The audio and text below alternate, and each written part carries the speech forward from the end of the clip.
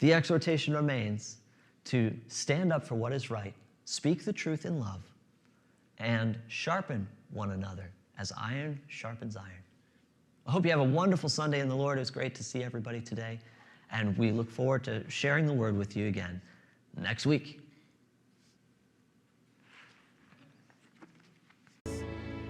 Là devant ta face, j'exalte ta puissance, ta part mon partage, mes faiblement te sanctifie et mon esprit te magnifie.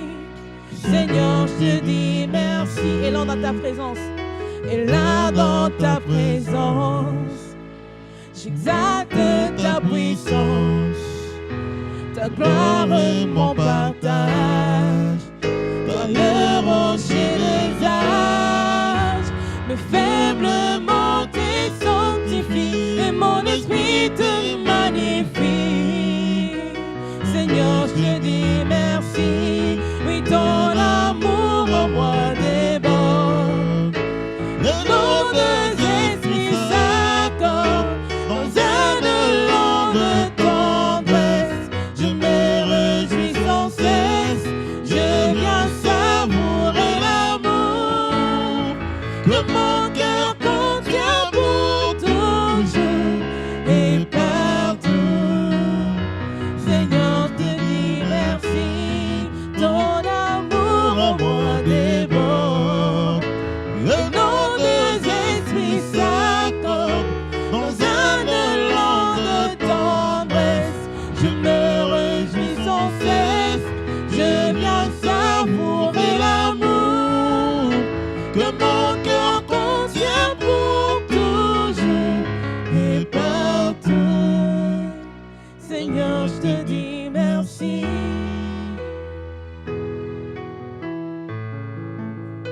Seigneur, je te dis merci. Seigneur, je te dis merci.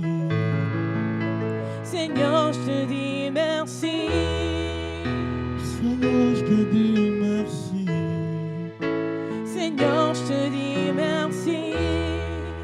Merci, merci, merci, Jésus. Seigneur, je te dis merci. Oh, merci, Oh, Seigneur, je te dis merci.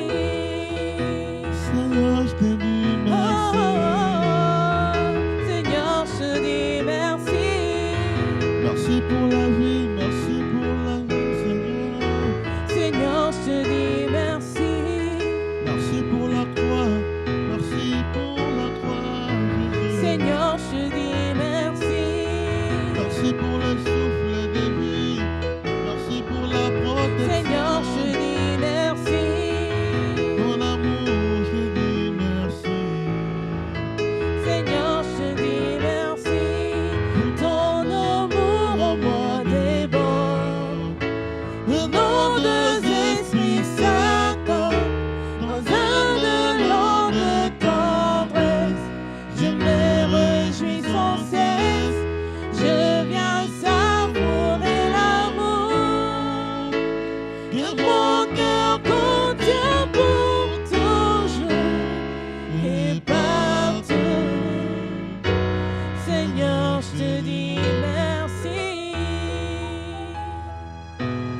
Seigneur, je te dis merci. Merci pour ton amour, ton Père de gloire. Merci pour ton amour qui est tellement patient, Seigneur. Merci pour ta bonté, Seigneur. Merci pour ta patience envers moi, tendre Père de gloire.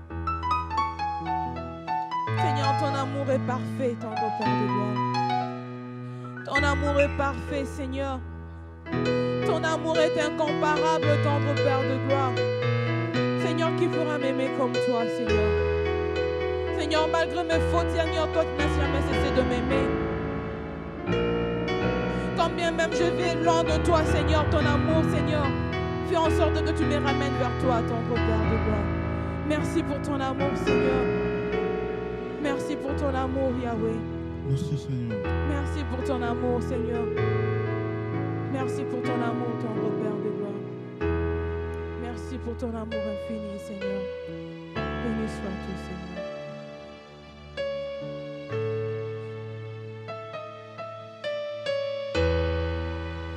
Your love is kind. Your love is perfect, Seigneur. Ton amour est parfait, Seigneur. Ton amour est merveilleux, Seigneur de gloire.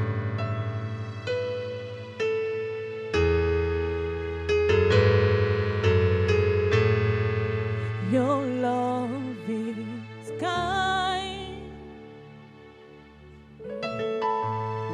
Your love is patient. You fill my heart with so much peace and joy. Yeah. You're amazing. You make my heart feel brand new. You're amazing. You make my life feel brand new. Jesus, you love me too much,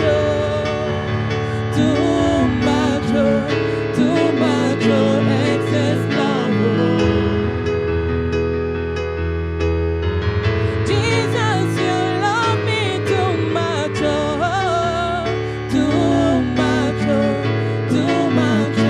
excess love.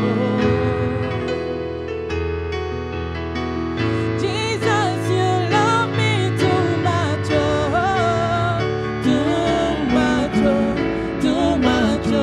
excess love.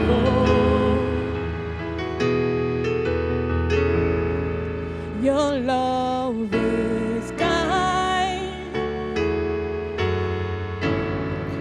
Your love is patient. You fill my heart with so much peace and joy.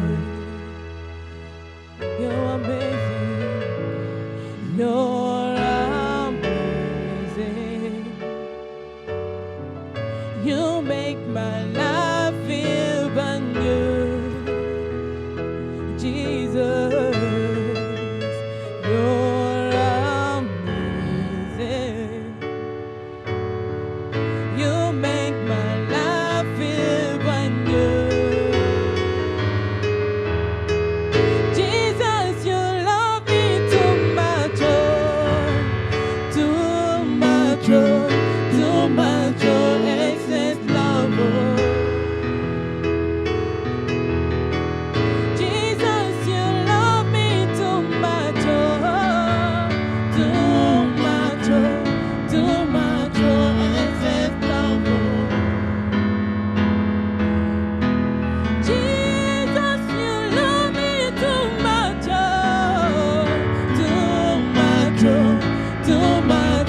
excess love. Jésus, tu m'aimes tellement fort, tu m'aimes si fort.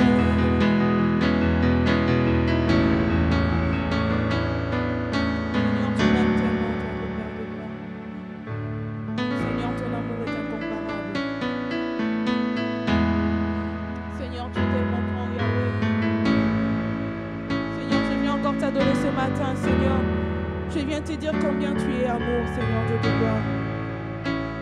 Je viens encore proclamer ta bonté dans ma vie, Seigneur, ce matin, ton Père de gloire. Jésus, Seigneur, tu m'aimes tellement, ton Père des armées. Tu m'as tellement aimé, tu m'as tant aimé, Seigneur.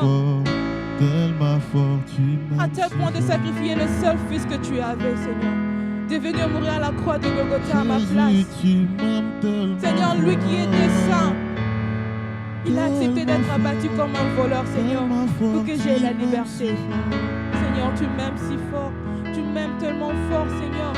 Yesu olingi ngai mingi. Seigneur, tellement fort, tu m'aimes si fort. Jésus, tu m'aimes tellement fort.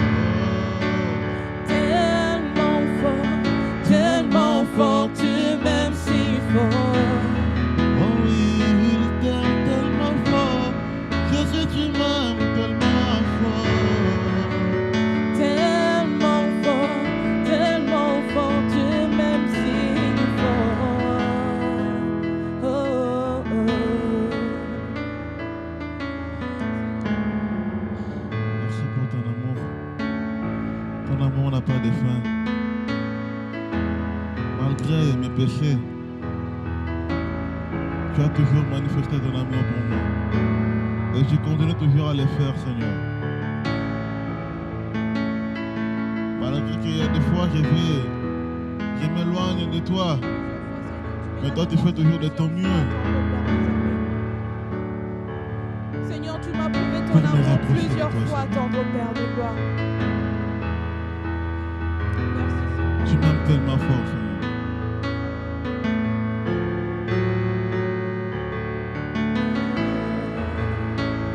tellement fort,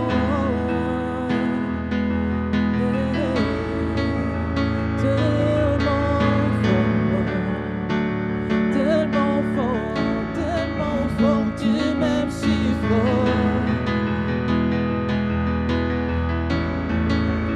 tellement fort, tu m'aimes si fort.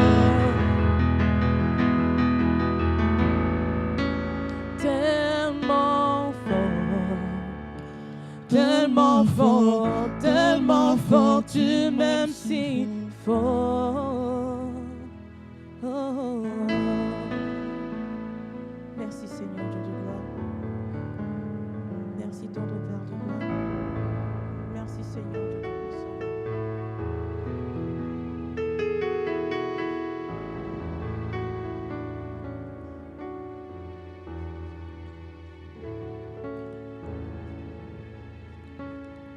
Notre détail des circonstances,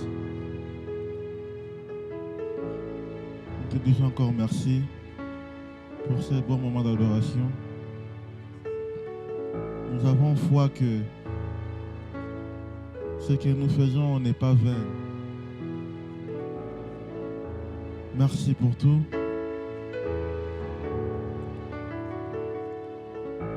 Ton serviteur soit le seul qui l'utilise selon ta volonté.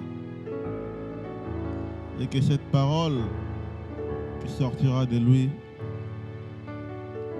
puisse nous édifier encore une fois pour notre croissance spirituelle.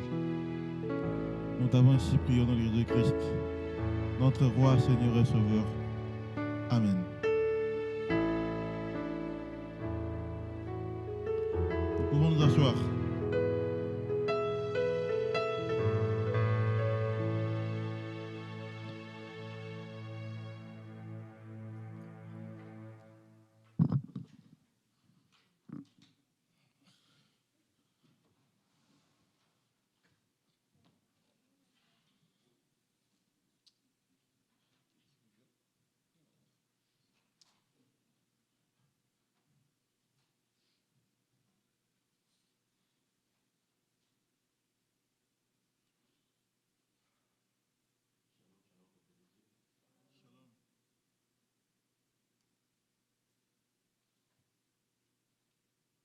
Alléluia.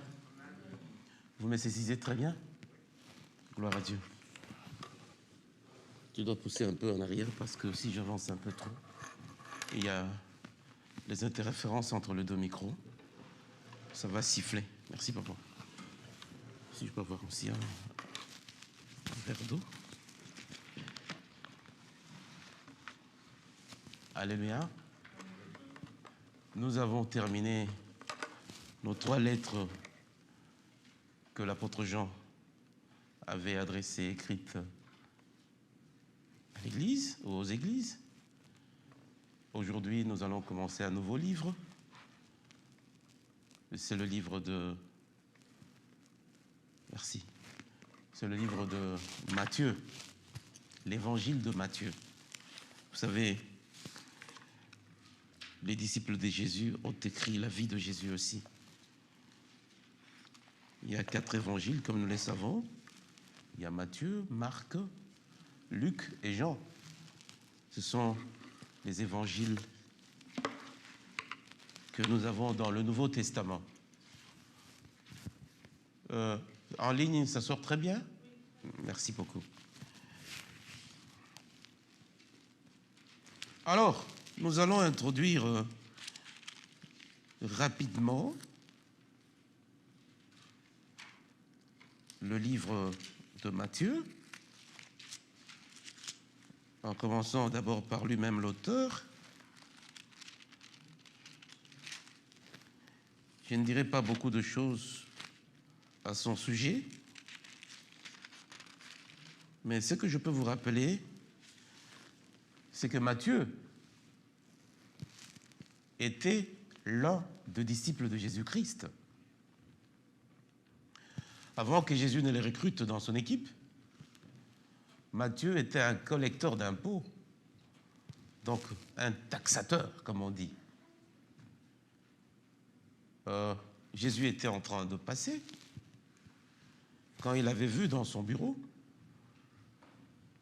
ma soeur, s'il vous plaît, venez prendre les livres pour les enfants, les images pour les enfants. Que Dieu vous aide. Donnez ça à maman, frère. Donnez ça à ma soeur pour les enseignements de l'école de dimanche. Merci. Vous photocopiez, vous gardez une. Alléluia. M'excusez pour ce dérangement, parce que ce sont des enseignements de l'école de dimanche que j'ai amenés pour les enfants. Alors Jésus, en passant, il a trouvé dans son bureau. Jésus lui a dit, non, suis-moi. Immédiatement, Matthieu a abandonné son travail.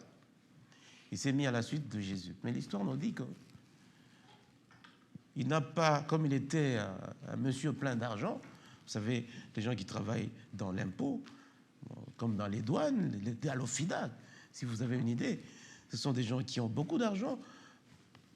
Et parfois, nous les plaignons de la manière dont ils ont cet argent-là.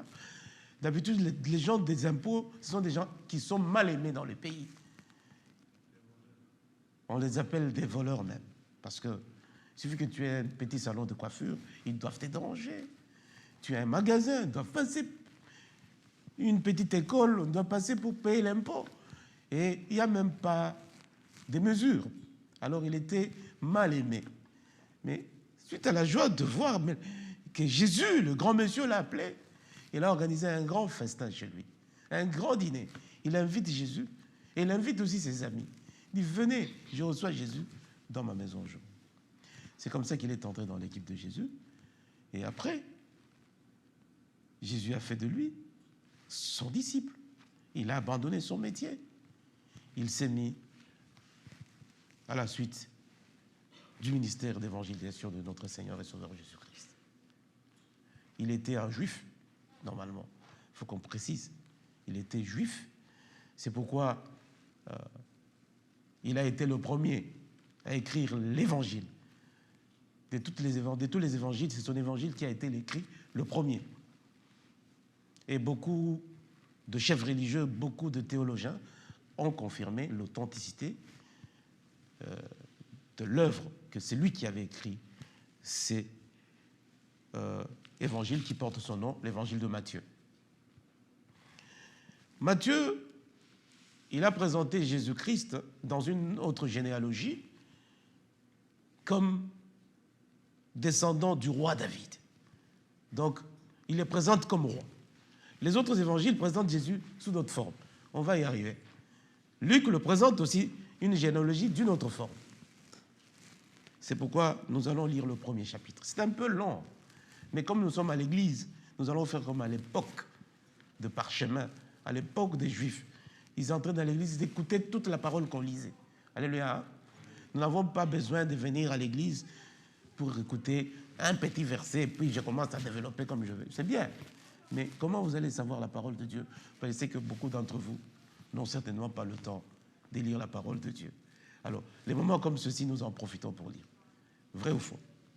Amen. Nous lisons alors au nom du Seigneur. Je pouvais sélectionner quelques lecteurs, 4, mais pour aller vite, pour que ce soit aussi un peu moins ennuyeux, vous y êtes, frère? Matthieu, chapitre 1er. Frère, vous y êtes? Venez au micro. Je vous donne la première lecture. Vous faites de verset 1. Frère L'Homme viendra après. Vous faites de verset 1 jusqu'au verset 10. Le frère L'Homme prendra le verset 11 jusqu'au verset 20. Et moi, je vais clôturer de 20 jusqu'à 25. Alléluia. Nous écoutons la lecture. Tu cadres le frère qui lit sur la caméra, s'il vous plaît.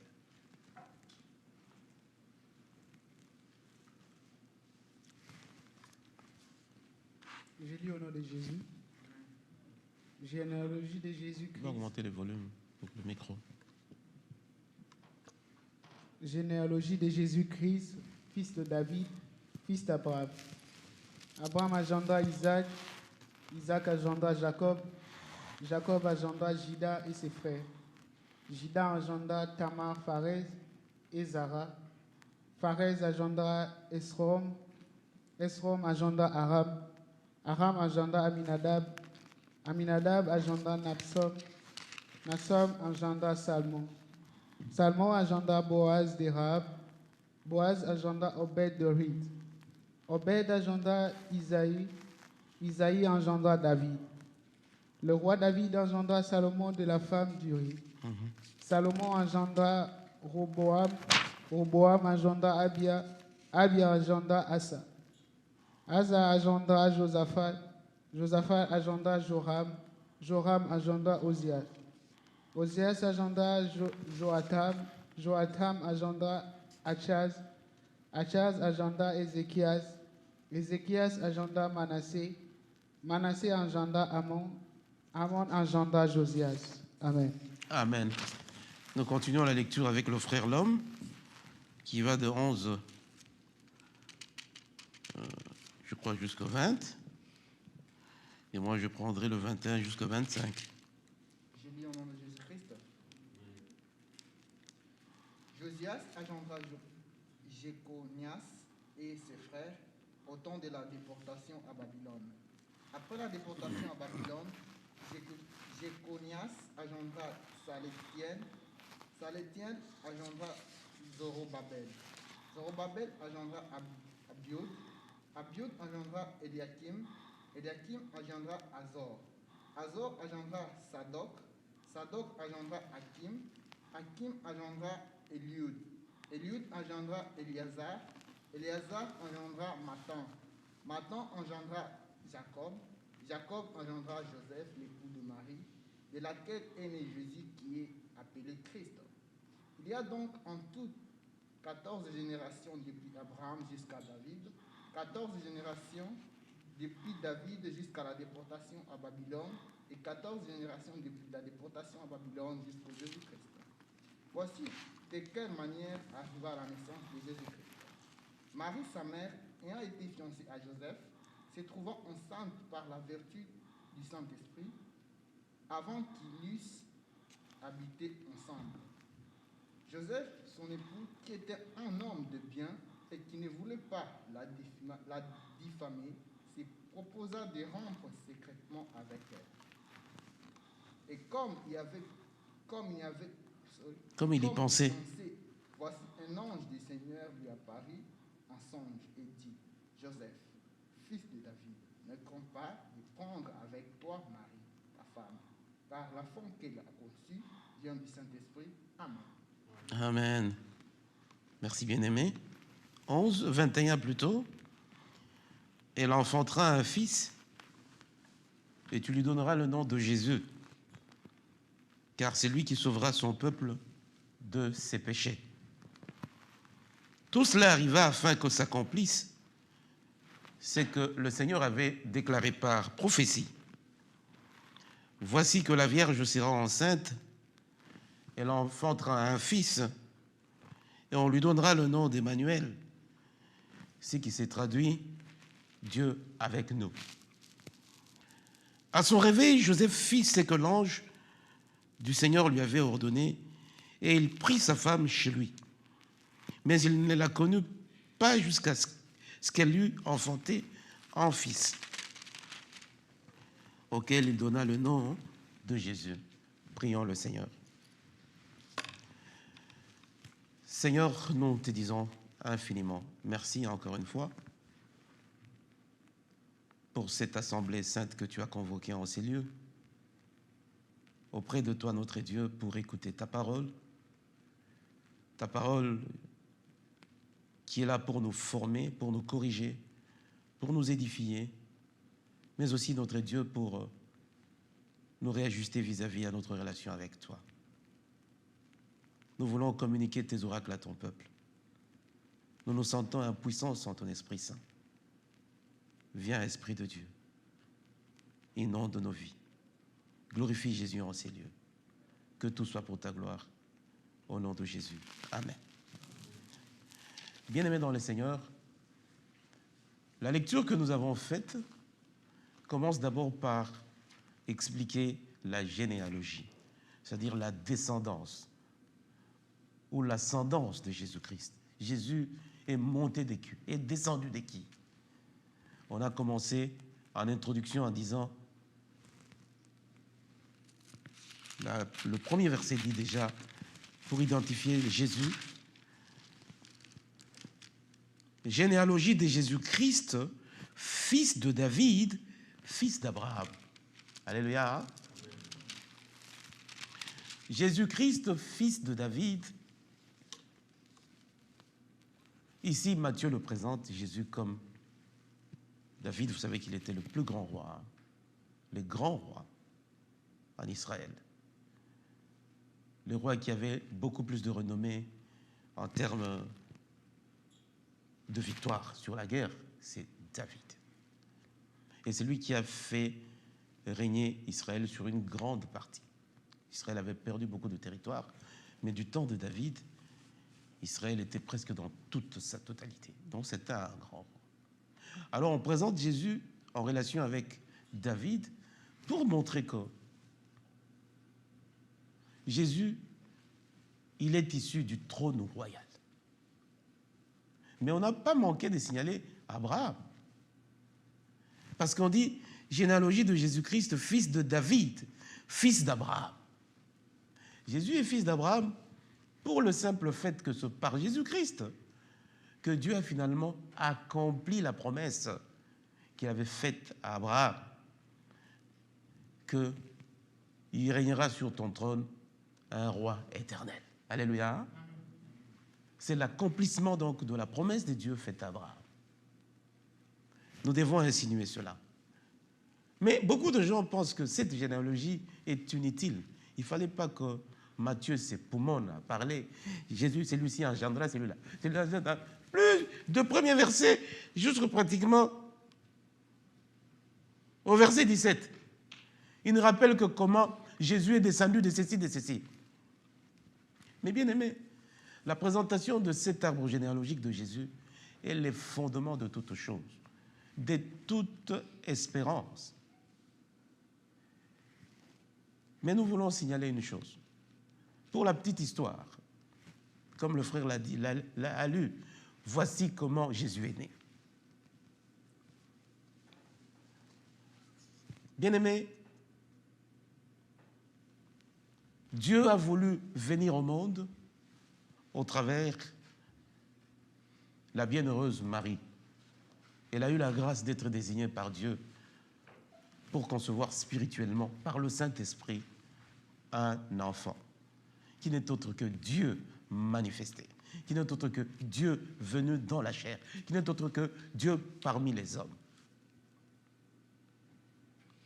Joseph n'était pas marié à Marie. Ils étaient tout simplement fiancés.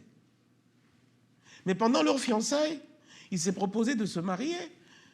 Et puis, la littérature dit que le fiançailles à l'époque de Juifs, c'était un lien très solide et qui ne pouvait être de fait que par ce que nous appelons divorce. Ce n'est pas comme aujourd'hui, quand les gens sont fiancés, ils peuvent s'abandonner comme ça sans préjudice, sans qu'il y ait de problème. Mais non, il faut qu'il y ait la justice. C'est ce que la littérature nous dit. Donc, ils étaient fiancés. Mais le fiancé à l'époque, c'était des choses très sérieuses. Très, très sérieuses. À tel point que pour le défaire, ce n'était pas facile. Alors, c'est pendant ce temps qu'ils vivaient en fiançailles que Joseph va apprendre. Je ne sais pas, la Bible ne le dit pas. Est-ce que c'est Marie qui le lui avait dit ou comment? Je ne sais pas. La grossesse était déjà remarquable ou comment? Mais Joseph s'est rendu compte que sa fiancée était grosse. Mais la Bible dit que Joseph était un monsieur bien. Joseph s'est dit, non.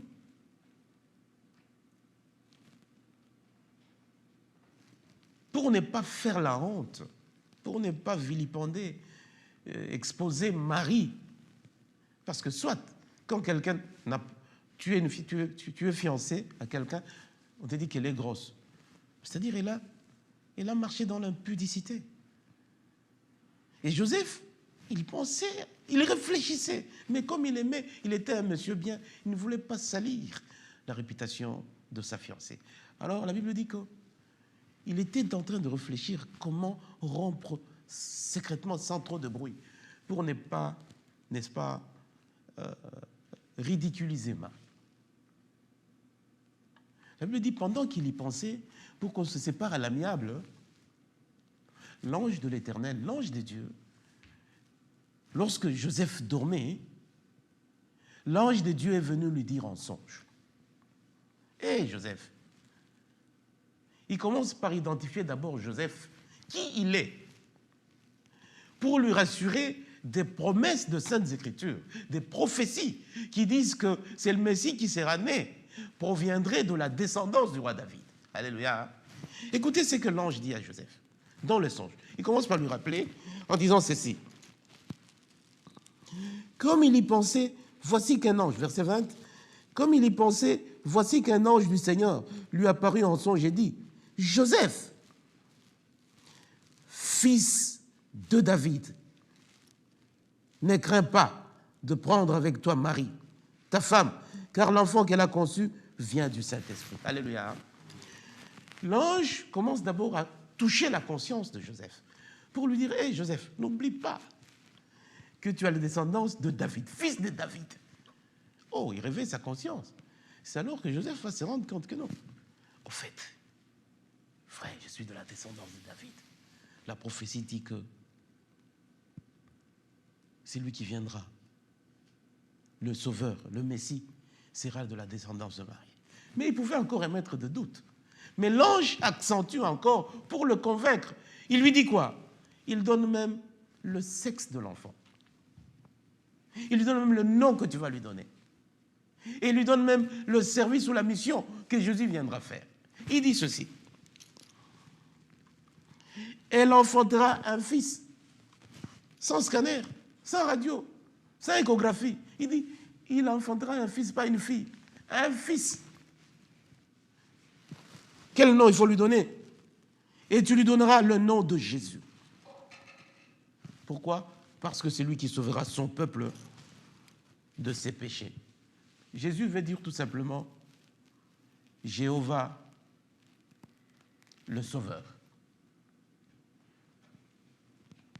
C'est-à-dire, c'est lui qui vient sauver le peuple du péché. Il lui dit, il enfantera un garçon, tu vas lui donner le nom de Jésus. Pourquoi pas? C'est lui qui sauvera son peuple de ses péchés. Et le verset 22 dit, tout arriva. Tout cela arriva afin que s'accomplisse ce que le Seigneur avait déclaré par les prophètes. Évidemment, quand vous lisez Ésaïe 7, 14, c'est bien clair. La Bible dit, il naîtra un enfant qu'on donnera le nom d'Emmanuel, c'est-à-dire Dieu parmi nous. Mais Jésus, toute sa vie ici-bas, on ne l'a pas appelé Emmanuel. Mais le fait que son nom était Jésus, c'est-à-dire Dieu, Joshua, c'était déjà Dieu qui était parmi les hommes. Et on l'appellera encore Dieu parmi nous quand il reviendra à sa seconde venue. Quand il viendra prendre, juger le monde, il sera encore Dieu parmi nous. Alléluia. Hein? Donc voilà. Alors après que l'ange y ait convaincu Joseph, Joseph non. Il a abandonné la mission de répudier Marie. Et la Bible dit, il vient, il la prenne dans sa maison.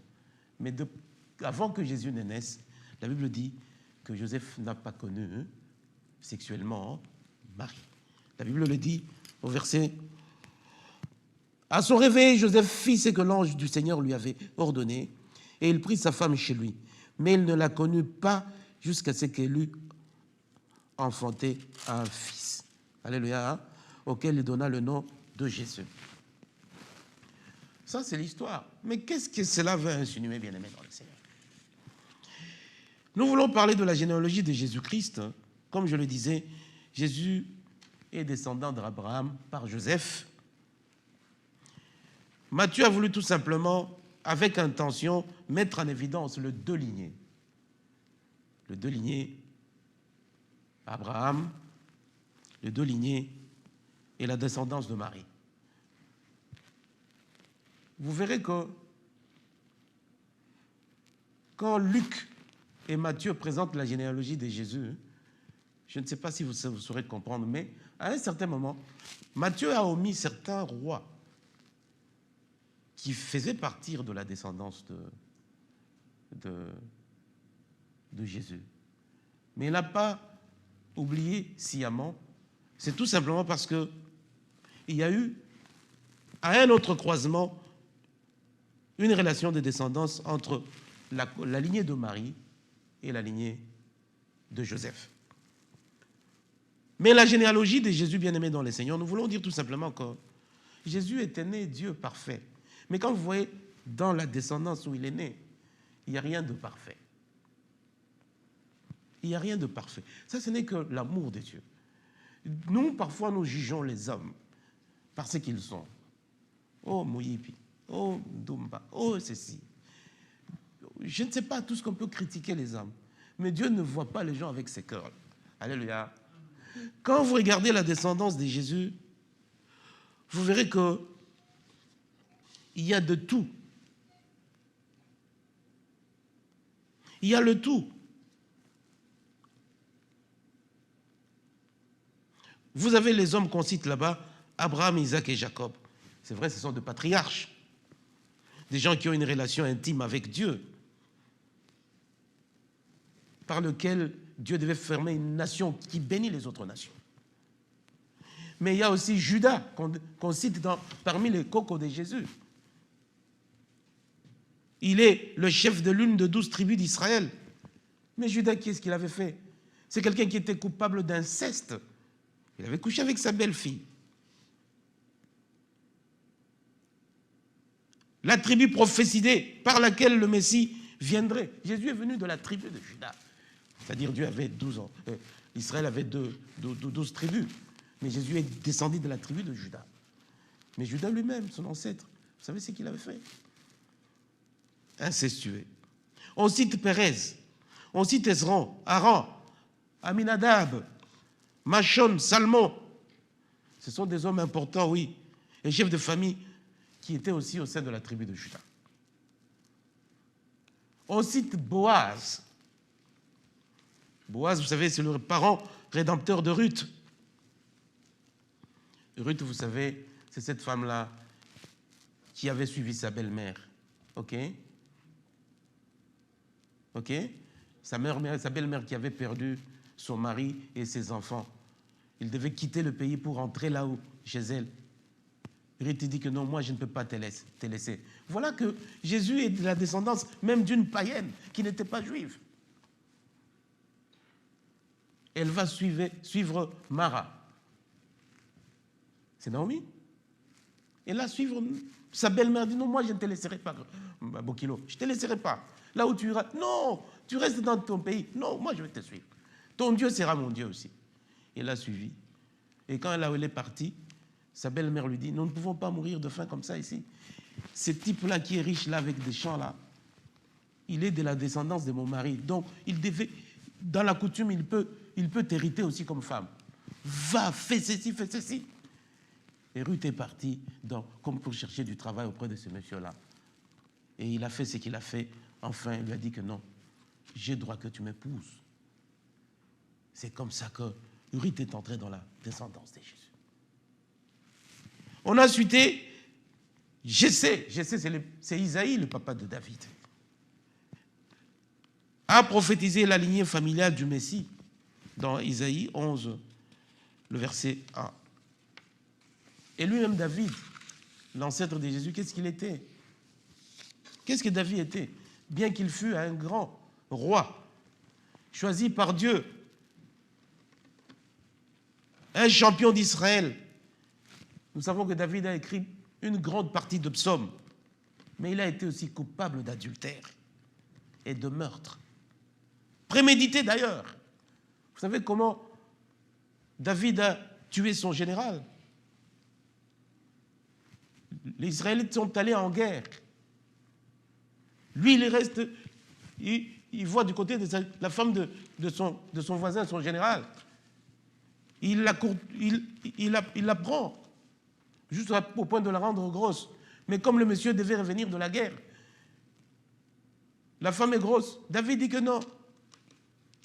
Dit, va dormir chez toi. Pour que, quand il va rentrer à la guerre, dit que non, c'est lui qui a rendu gros. Le général dit que non, le roi, tu sais la coutume ici chez nous. Quand nous sommes en guerre, je ne peux pas dormir avec ma femme. Il a dormi dehors.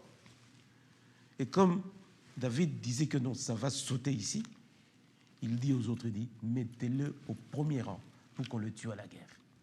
Voilà la descendance d'où est venu Jésus. Ça, c'est la grâce de Dieu. Le général Uri, on va le mettre devant à la guerre et on va les tuer. C'est pourquoi on dit que prémédité. À Kanistaka, déjà, l'Iwa, il y a général Ouana.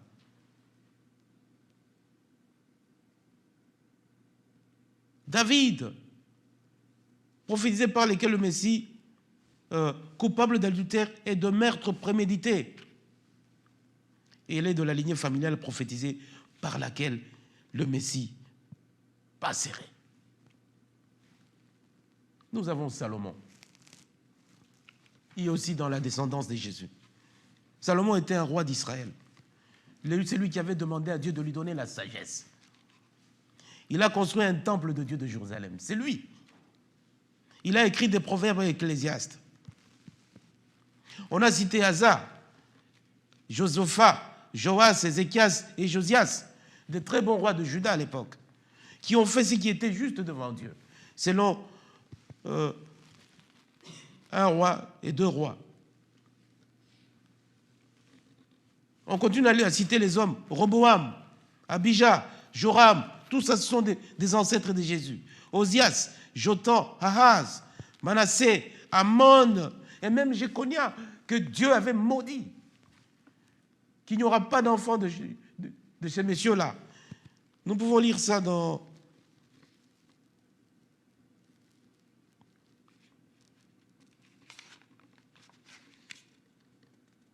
Je vais revenir plus tard. Je continue. Les mauvais rois, qui étaient des mauvais rois de Juda et qui ont fait le mal devant Dieu, sont des grands-parents de Jésus, notre Sauveur. On a cité même Shealtiel, une partie du premier groupe qui est revenu de la captivité, qui est le père de Zorobabel. On cite même Zorobabel lui-même, qui fut gouverneur d'Israël après l'exil, quand on les avait fait sortir de Babylone. C'était le premier gouverneur qui a supervisé même les travaux de construction du mur, du temple plutôt, selon Esdras 2, 5 AG 1 et 2. On cite Abiu, Eliakim, Azor, Zadok, Hakim, Iliud, Eliezer, Matan, Jacob. Une lignée intertestamental de Jésus. Intertestamental de Jésus.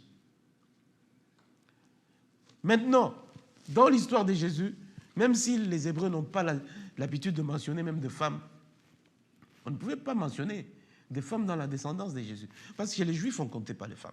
Mais pour le cas de Jésus, l'Esprit de Dieu a poussé Matthieu de nous mettre la lignée de femmes de qui Jésus, les grands-mères de Jésus, les ancêtres femmes de Jésus. Nous devons le savoir. On a cité Tamar, vous savez, dont les deux maris sont décédés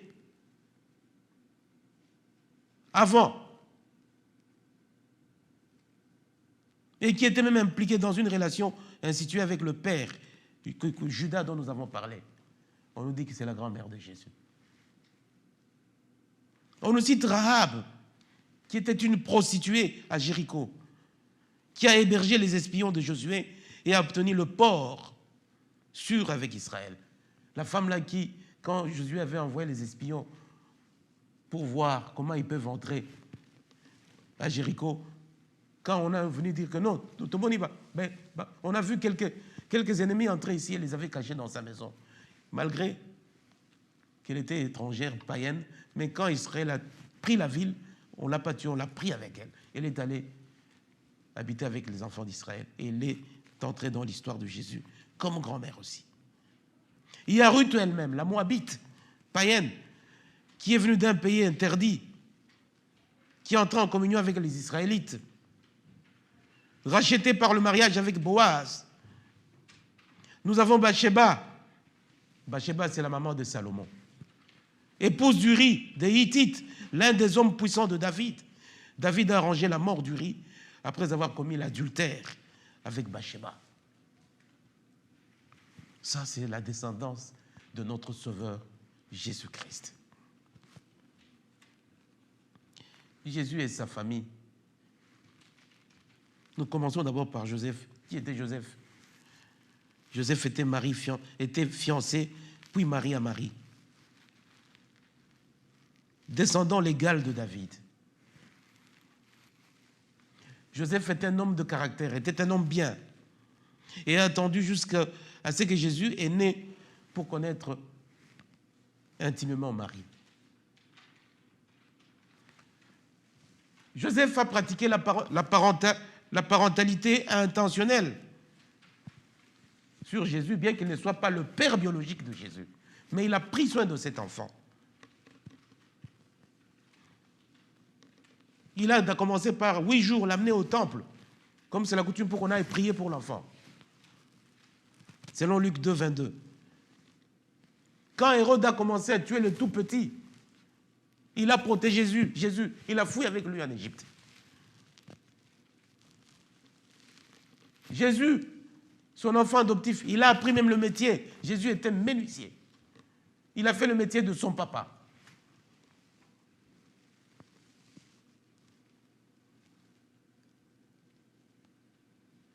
Et chaque fois qu'il fallait célébrer la Pâque à Jérusalem, Joseph amenait Marie, son fils Jésus. Il les amenait régulièrement au temple pour aller célébrer notre Dieu. Alléluia. Et qui est Marie? C'est la mère de Jésus, qui était vierge et qui a donné naissance à Jésus-Christ par le Saint-Esprit. Dieu a placé, comme je l'ai toujours dit, le Saint-Esprit, son esprit dans la matrice de Marie, pour que Marie concéva. Jésus n'a rien à voir de sang avec Joseph. Mais c'est par l'égalité parce que c'est son fils légal, qu'il est devenu de la descendance de Joseph.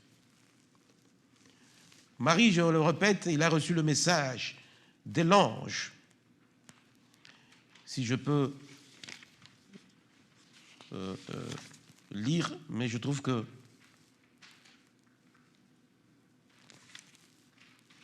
nous tous nous connaissons l'histoire quand l'ange est apparu à Marie.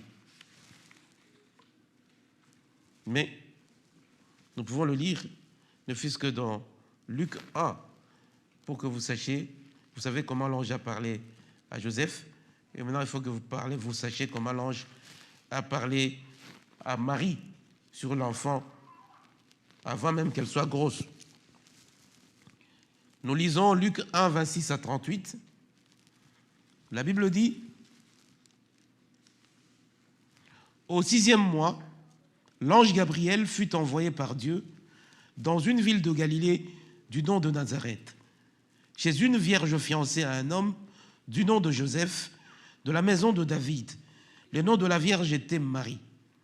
Il entra chez elle et dit, « Je te salue, toi, à qui une grâce a été faite. Le Seigneur est avec toi. » Troublée par cette parole, elle s'est demandé ce que signifiait une telle salutation. L'ange lui dit, « Sois sans crainte, Marie, car tu as trouvé grâce auprès de Dieu. Voici, tu deviendras enceinte, tu enfanteras un fils, et tu l'appelleras du nom de Jésus. Il sera grand et sera appelé fils du Très-Haut, et le Seigneur Dieu lui donnera le trône de David, son père. Il régnera sur la maison de Jacob éternellement, et son règne n'aura pas de fin. » Amen. Jésus règne éternellement. Alléluia. Ça, c'est le message que Marie avait reçu à l'ange, ou de l'ange. Et puis Marie, après avoir reçu son fils, il ne l'a pas abandonné. Même quand Jésus a commencé très tôt son ministère, Marie le suivait partout pendant son ministère. Même quand Jésus était dans une fête pour le miracle, Marie croyait Il dit non, faites ce qu'il vous dit. Et il n'est pas allé, il n'a pas arrêté. Il a été même témoin de voir comment son fils souffrait à la croix, mourait à la croix. Quelle peine de voir ton fils. Une mère. Mais la Bible nous rappelle que quand Jésus, avant de mourir sur la croix, il regarde sa maman, il voit le disciple qu'il aimait beaucoup, Jean. Il dit à Jean, voici ta mère. Et il dit à Marie, voici ton fils. Oh, c'est dur, bien-aimé dans le Seigneur. Il est mort pour toi, il est mort pour moi. Pour que si nous croyons, notre vie ne se terminera pas seulement ici. Si nous croyons que Jésus-Christ est venu, Dieu qui a quitté les ciels, c'est difficile à comprendre. Nous devons le saisir par la foi. Alléluia. Hein?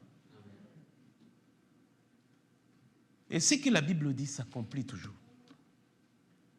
Ce que la Bible a promis, ça s'accomplit toujours. Les autres livres, ce sont des livres, comme les livres scientifiques, qui creusent aussi de foi de ceux qui peuvent croire en ces livres-là. Mais la Bible, bien-aimée dans le Seigneur, c'est l'unique clé, je veux dire Jésus, la clé pour le ciel. Il n'y a pas une autre clé. La vie ici-bas passera. Est-ce que vous croyez que l'histoire de Sodome et Gomorrhe était vraie? Que Dieu avait détruit le monde? Est-ce que vous croyez? C'est vrai.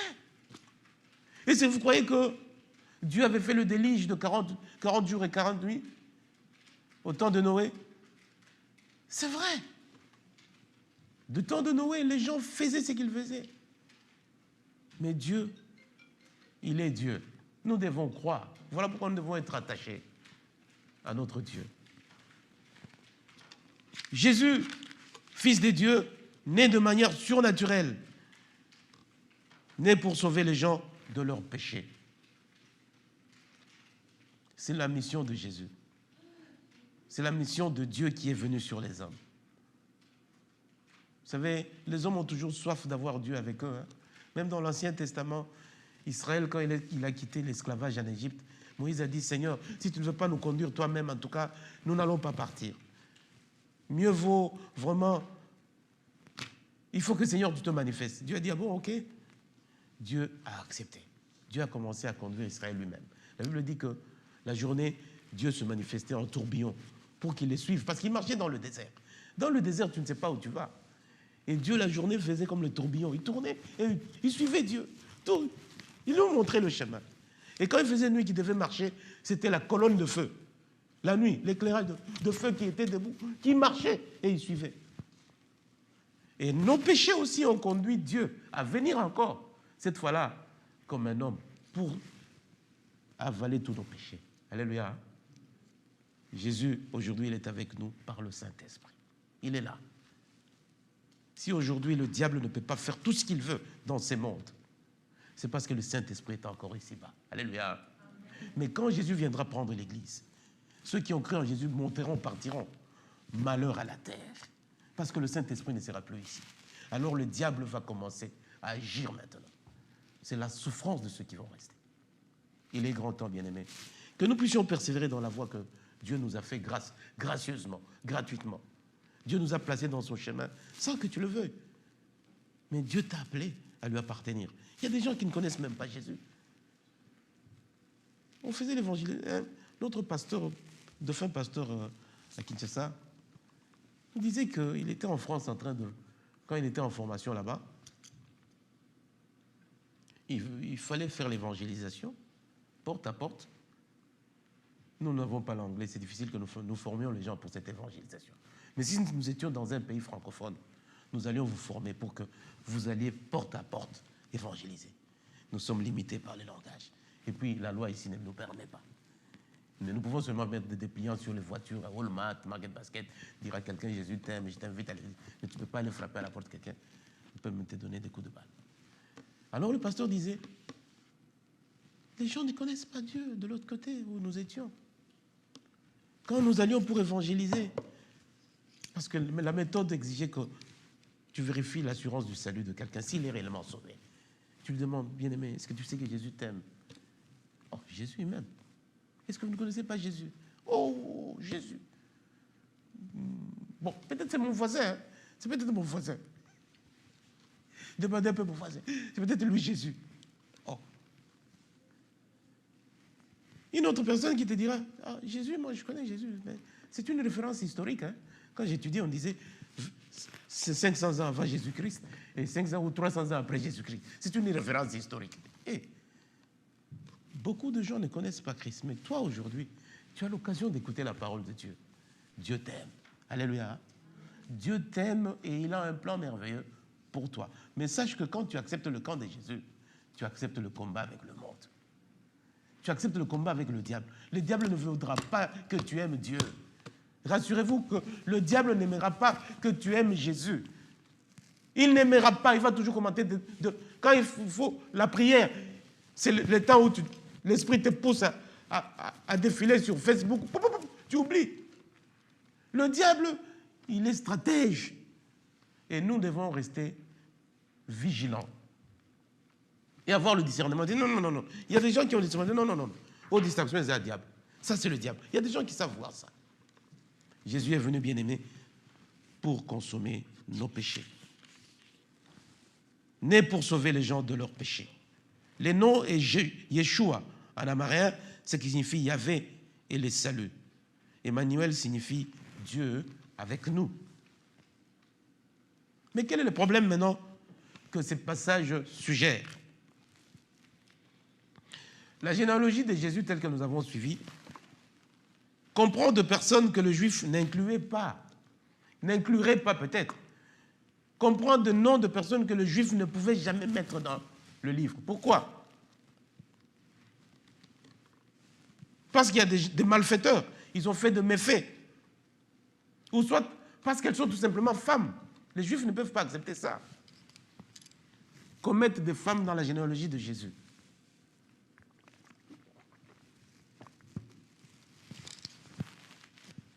Soit ils étaient des malfaiteurs, on ne pouvait pas le mettre. David ne pouvait pas figurer. Tamar ne pouvait pas figurer. Malfaiteurs, ils ont fait de bévis. Ils sont femmes, ou tout simplement parce qu'ils sont étrangers. Comme Ruth, une étrangère. Joseph, il a un dilemme moral. Joseph, il avait des problèmes. Vous m'excusez?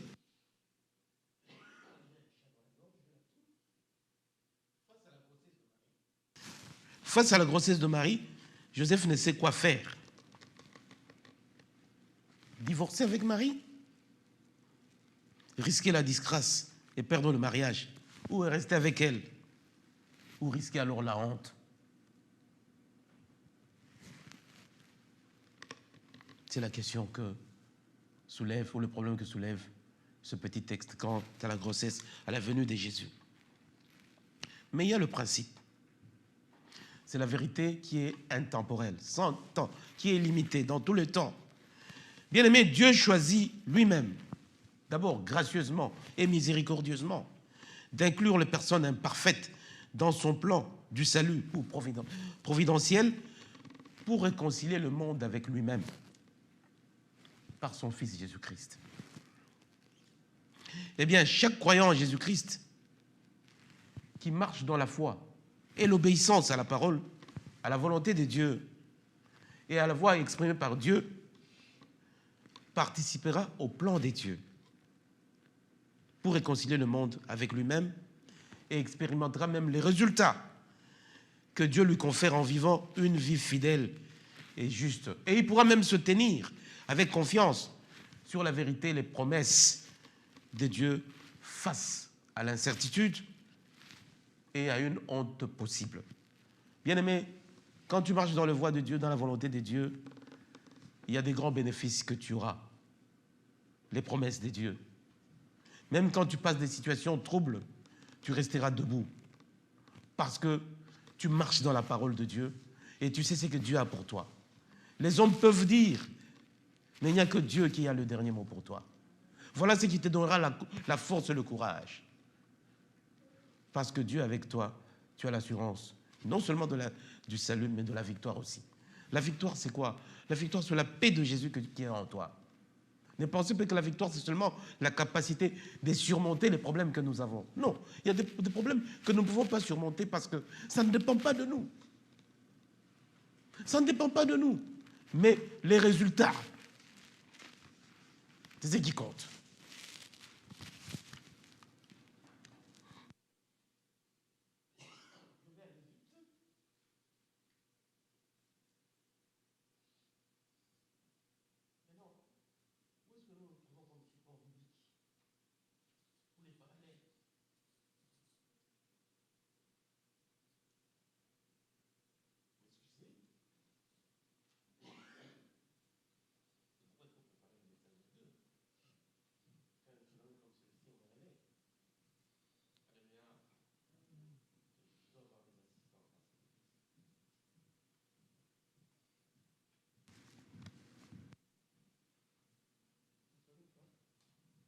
Ok.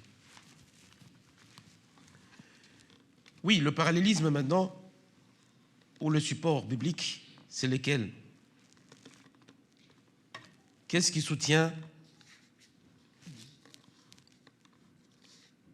notre évangile d'aujourd'hui? C'est que l'évangile de Jésus-Christ est tout simplement un message de réconciliation. Tout évangile, bonne nouvelle de Jésus, parce qu'évangile veut dire bonne nouvelle. Et l'évangile, c'est Jésus, les saluts. C'est tout simplement la réconciliation aux perdus et aux injustes. Nous nous réconcilions avec notre Dieu, par Jésus-Christ. Il est venu nous réconcilier. Parce que c'est par lui... Vous m'excusez?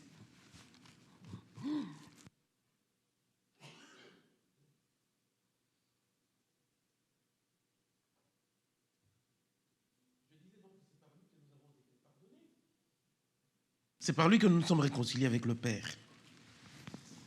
Grâce à Jésus,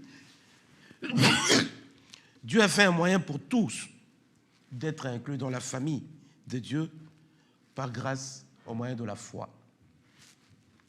Nous entrons dans la famille des enfants de Dieu par la foi. Nakondi Magaka. Il ne faut pas chercher à voir. Non, tu crois seulement que Jésus, réellement, il est mort sur la croix pour moi. C'est pourquoi la Bible dit, mon juste vivra par la foi. Alléluia. Si tu es juste, Jésus t'a justifié par son sang. Tu ne peux que croire.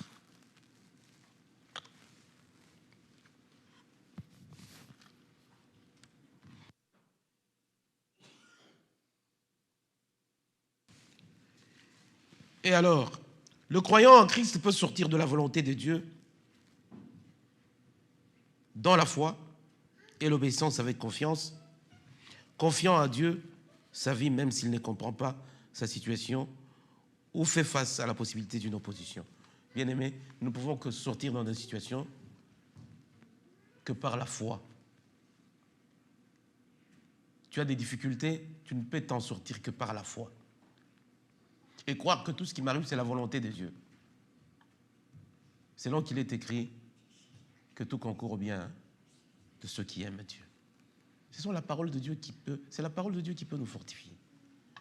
Voilà pourquoi Jésus est venu pour nous donner la victoire. Et notre combat que nous faisons, ce n'est pas pour tous mbongo, tous salanine, non. Le combat dans ce monde, c'est pour que, après cette vie, nous ayons la vraie vie. Alléluia. Après cette vie, à passer. Kobundapo olia, kobundapo la pongi, il faut louer ndako la pongi. Ça passera. Ça passera un jour. Ça passera un jour. Le jeudi, c'est le jeudi ou le mercredi? Je suis allé, il y a le frère, l'homme qui a perdu son ami de travail. Quand il m'a informé, j'ai dit non. C'est un Africain. J'ai dit oui, c'est mon frère Kenya. Je dois aller au deuil. J'étais au lieu mortuaire. J'ai vu le jeune homme qui dormait dans son cercueil. Et le pasteur est passé pour prêcher sur la résurrection de Lazare. Nous avons compris. Quand les gens pleuraient là-bas, le pasteur leur a dit, non, vous pleurez. Roy, ce n'est pas celui que vous voyez là-bas. Ça, c'est le corps. Roy n'est pas là. Peut-être qu'il est là et vous voit. Roy n'est plus là. Ça, c'est le corps. Son âme est quelque part avec Dieu. Nous aimons bien servir notre corps, mais c'est rien. La Bible dit que c'est la poussière, ça va retourner où? À la poussière. Nous devons préserver notre âme, sachant que Jésus est venu pour ça. Jésus est venu pour mourir comme un bandit, comme un malfaiteur, pour toi et moi, afin que nous héritions le royaume de Dieu. Je vais conclure, bien-aimés dans le Seigneur, en disant ceci. Comment pouvons-nous appliquer cela à nos vies? Tout simplement, il faut considérer la diversité des personnes et leurs circonstances qui composent la généalogie de Jésus-Christ à la lumière de votre vie. Regarde ta vie. Tu te dis peut-être que tu es mal, tu es mauvais. Mais regarde Jésus de qui il est venu. Et Dieu a voulu te montrer que le Saint de Saints est venu de femmes impudiques. Il est venu de femmes incestueuses. Il est venu de criminels comme toi. Mais Dieu, dans son amour, il a un projet pour toi. Alléluia. Ne te plains pas, ne te culpabilise pas. Dieu t'aime tel que tu es. Mais il a voulu résorber ton péché par son Fils qui est venu pour toi et pour moi. Ayez confiance, bien-aimés. Peu importe qui vous êtes, ce que vous avez fait, ou quoi vous êtes, ou qu'est-ce qui vous est arrivé. Votre vie compte pour Dieu. Beaucoup même. Et votre nom, si vous continuez à le suivre, sera écrit dans son livre de vie lorsque vous lui avez fait confiance pour votre salut. Eh mon Dieu, mon roi, j'aimerais que le nom de chacun de nous soit dans les livres de vie, que Dieu te tient, que ton nom y soit inscrit. Quand tu tiens pour ton salut, quand tu travailles pour ton salut. Bien-aimés, malheureusement, nous les chrétiens, qui nous disons être dans le vrai, nous n'avons pas la force de suivre notre Sauveur. Nous n'avons pas la force. Nous sommes trop distraits. Nous sommes trop mélangeurs. On mélange beaucoup de choses. On n'a pas une discipline chrétienne. Bien-aimés, même les joueurs, même les musiciens, ils ont des disciplines. Non, je ne peux pas faire ça parce que j'ai le match. Je ne peux pas faire ça parce que je dois chanter. Ils ont des disciplines de ne pas manger des piments, de ne pas faire quoi. Mais nous n'avons aucune discipline. Nous sommes chrétiens tout simplement parce que nous allons à l'église. Mais on ne sait pas suivre Jésus. On ne sait pas se consacrer. On ne sait pas se consacrer. Or, la vie de consécration, c'est la vie qui peut te donner un peu de victoire. Quand tu ne te consacres pas pour Dieu, sache que tu as un terrain de prédilection pour l'ennemi. Le diable va se jouer de toi. Parce que tu n'es pas dans le ministère. Tu ne sers pas le Seigneur. Lui avez fait confiance pour votre salut. Choisissez d'accepter l'appel de Dieu sur votre vie. Est-ce que Dieu vous a appelé à être son fils? Vous avez accepté son appel? Comment vous l'avez accepté? Si Dieu dit, montre-moi que je t'ai appelé et que tu as dit oui, Père, me voici. Qu'est-ce que tu fais pour Dieu?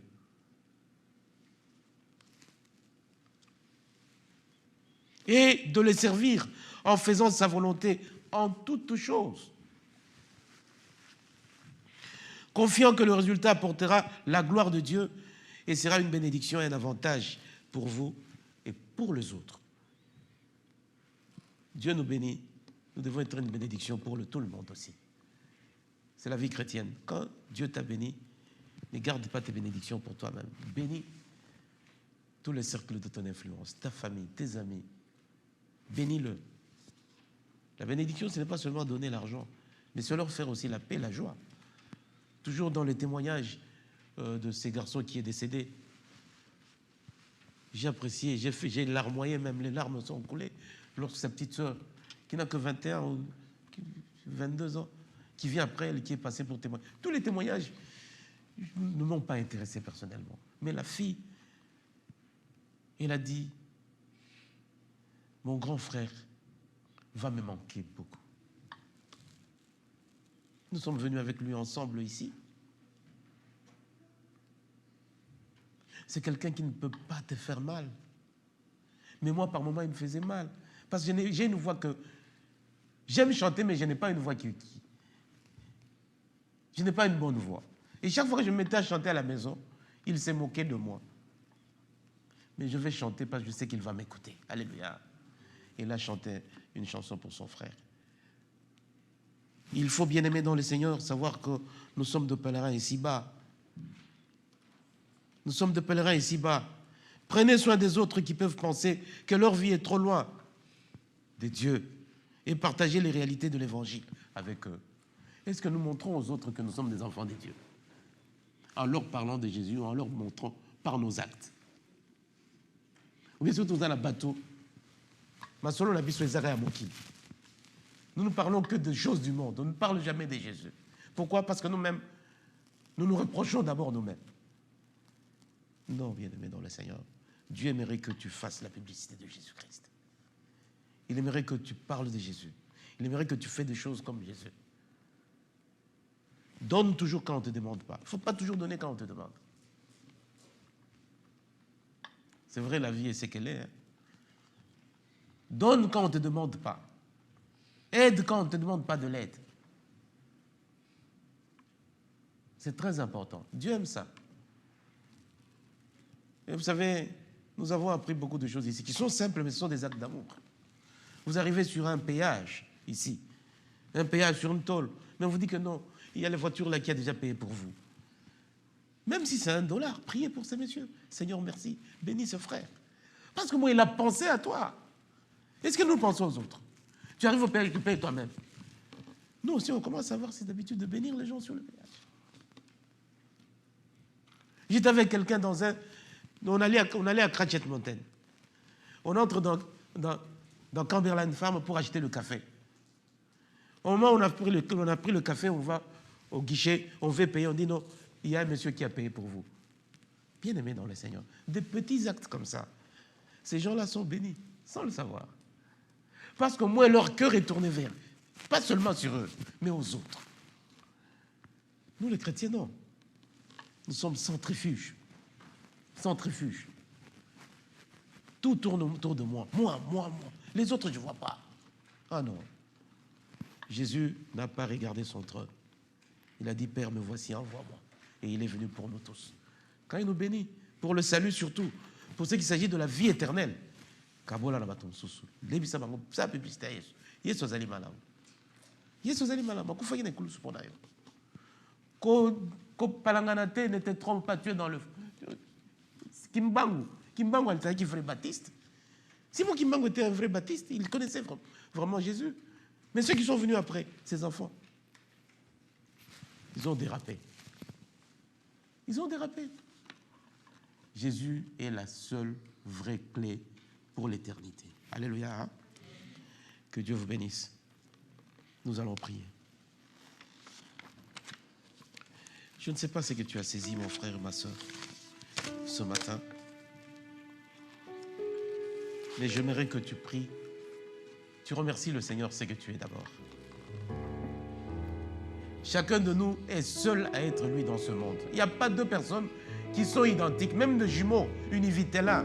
Les jumeaux qui se ressemblent totalement, ils sont différents entre eux. Dis seulement merci au Seigneur de te créer ce que tu es.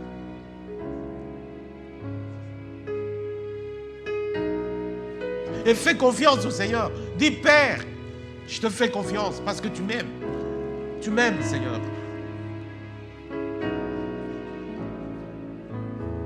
Merci, Yahweh. Tu es fidèle à jamais, Seigneur. Merci, Jésus, d'être venu pour nous sauver, pour ôter nos péchés et pour nous réconcilier avec le ciel. Merci de m'avoir créé unique. Merci de m'avoir créé unique pour ta gloire, notre Dieu. Je t'adore, mon roi. Tu es le vrai. Tu es le vrai. Tu es l'éternel. L'admirable conseiller, c'est toi, Jésus.